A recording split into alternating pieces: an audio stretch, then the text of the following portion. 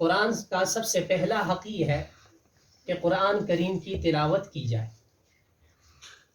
اور دوسرا قرآن کریم کا حق یہ ہے کہ قرآن کریم کو سمجھا جائے، اور تیسرا حق قرآن کریم کا یہ ہے کہ سمجھنے کے بعد اس قرآن کریم پر عمل کیا جائے۔ اب پہلے حق کو دیکھتے ہیں کہ قرآن کریم کی تلاوت۔ اس کے لیے شرط یہ کہ قرآن کریم کو درست پڑھا جائے۔ اب اس درست پڑھنے میں قرآن کریم کی جو آپ حضرات حفاظ جانتے ہیں، علماء جانتے ہیں کہ صفات اور مخارج کے ساتھ قرآن کریم کو پڑھیں تجوید میں۔ اور الحمدللہ اللہ کا فضل کرم ہے کہ ہر علاقوں میں، ہر ضلع کے اندر اللہ کے فضل و کرم سے مدارس قائم ہیں، اور اس پر شب و روز محنت ہوتی ہے، اور قرآن کریم کے الفاظ درست کیے جاتے ہیں۔ اور اس میں بڑی سی بڑی عمر کا آدمی ہو، اس کے الفاظ بھی درست ہو جاتے ہیں، چھوٹا ننا منا بچہ وہ بھی اپنے الفاظ کی تصحیح کر لیتا ہے اور قرآن کریم کو اچھے انداز سے پڑھنا سیکھ جاتا ہے۔ تو یہ قرآن کا حق ہے۔ اب اگر ایک آدمی مسلمان ہے، اسلام لانے کے بعد ان 3 بڑے حقوقوں سے لاپرواہی کرے تو یہ اس مسلمان کے اسلام کی کمزوری ہے۔ پہلا تقاضا کیا ہے کہ قرآن کریم کے الفاظ کی تصحیح اور الفاظ کو درست انداز میں پڑھا جائے۔ تو اس کے لیے ہم حضرات محنت کریں۔ جو حضرات قرآن کریم درست پڑھ سکتے ہیں ان سے پڑھنے کی مشق کریں اور پڑھنا سیکھیں، تو اس سے اللہ کریم کا بڑا فضل ہوگا، اللہ کی رحمت ہمارے اوپر نازل ہوگا۔ اور دوسرا بڑا حق قرآن کا یہ ہے کہ قرآن کریم کو سمجھا جائے، جس کو تدبر کہتے ہیں۔ تدبر اور تفکر، قرآن کو سوچ و سمجھنا کہ قرآن کریم اللہ کہہ کیا رہے ہیں، اللہ کا ارشاد ہے، اللہ ہمیں کیا فرما رہے ہیں، اس شریعت کا، اس قرآن کریم میں مومنین سے کیا تقاضا ہے۔ اب یہ دوسرا بڑا حق ہے۔ اب ہم قرآن تو پڑھتے رہتے ہیں، قرآن پڑھتے رہتے ہیں۔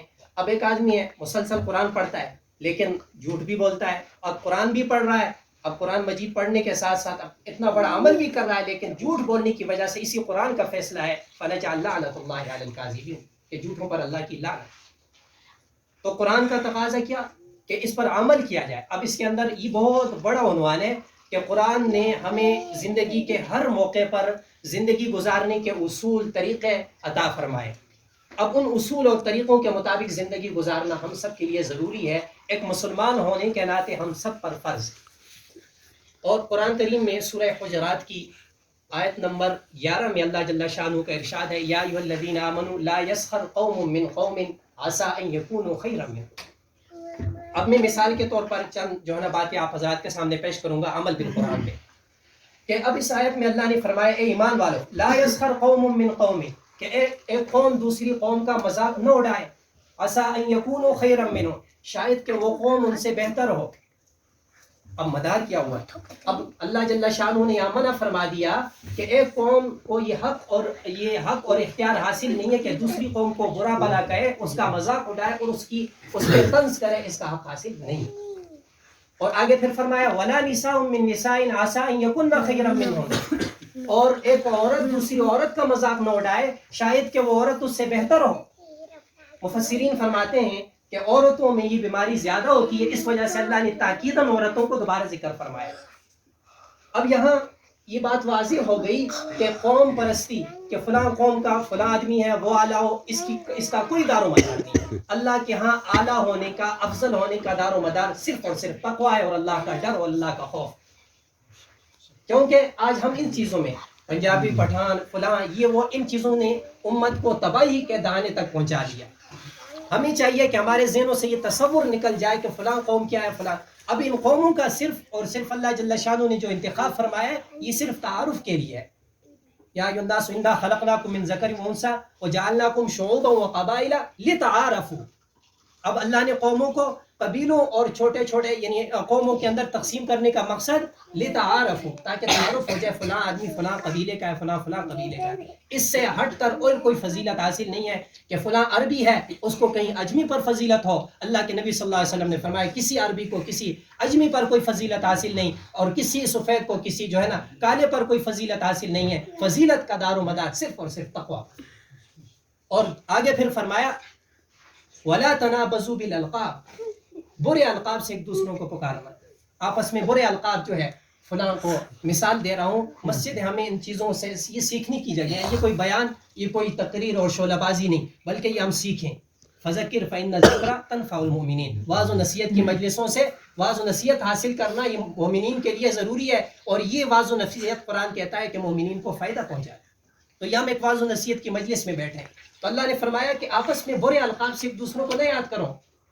अब इसका हम आपने अपने माशरे के अंदर देखते हैं कि फलां अपना असल नाम छोड़कर उसको किसी और नाम से पुकार देते हैं।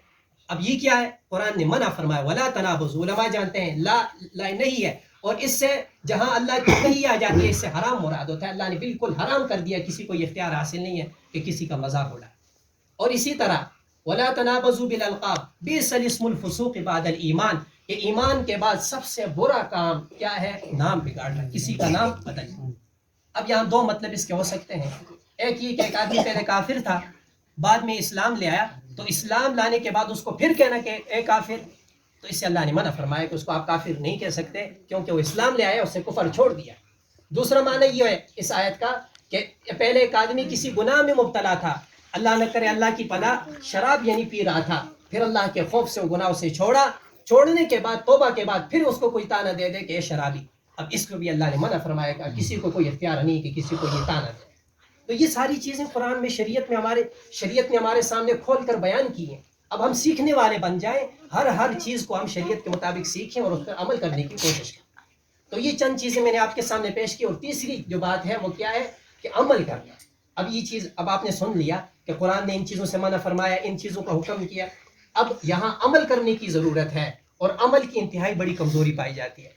तो अमल करना ये भी कुरान का बहुत बड़ा हक है, और ये एक माशरे के अंदर एक मुशाहदा है कि जो आदमी कुरान से जुड़ा रहता है, कुरान पर अमल करता है, तो अल्लाह जल्ला शान उस दुनिया में भी उसको नवाजते हैं और आखिरत भी उसकी अच्छी हो जाती है।